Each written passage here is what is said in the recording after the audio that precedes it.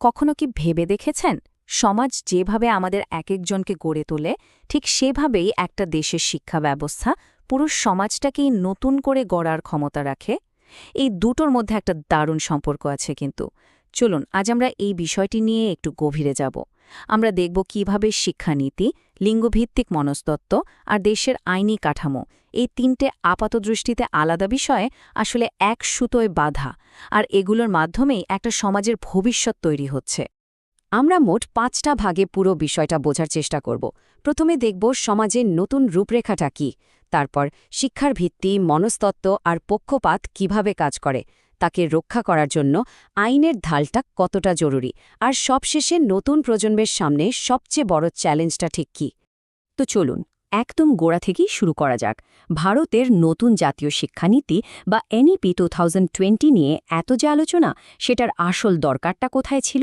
মানে দীর্ঘ ৩৪ বছর পর একটা শিক্ষা ব্যবস্থাকে এমন আমূল বদলে ফেলার পিছনের কারণটা কি? আগের নীতিগুলোতে ঠিক কোন জায়গায় ঘাটতি ছিল?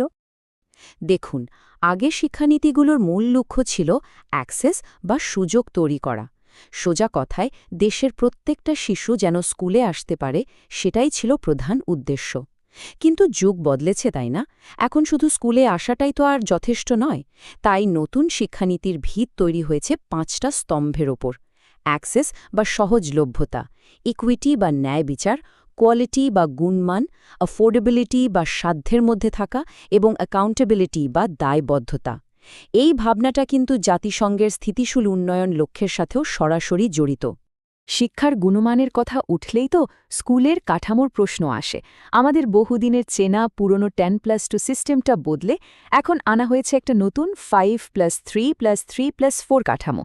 কিন্তু এই সংখ্যাগুলো শুধু খাতায় কলমের বদল নয়। চলুন একটু ভেঙে দেখি যে ছাত্রছাত্রীদের জীবনে এটা বাস্তবে ঠিক কী প্রভাব ফেলবে।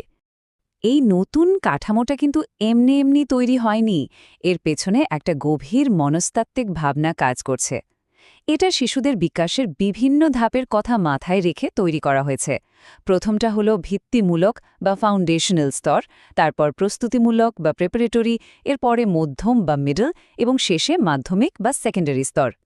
আগে যেখানে 6 বছর বয়সে প্রাতিষ্ঠানিক শিক্ষা শুরু হতো, এখন সেখানে 3 বছর বয়স থেকেই বাচ্চারা একটা কাঠামোর মধ্যে চলে আসছে, যা তাদের সার্বিক বিকাশের জন্য ভীষণ জরুরি। কিন্তু কেন এই প্রথম ধাপ বা ভিত্তিমূলক স্তরের উপর এত জোর দেওয়া হচ্ছে? এর কারণটা জানলে হয়তো অনেকেই অবাক হবেন। আধুনিক গবেষণা বলছে যে একটা শিশুর মস্তিষ্কের প্রায় 85% বিকাশ কিন্তু তার 8 বছর বয়সের মধ্যেই ঘটে যায়। ভাবা যায়?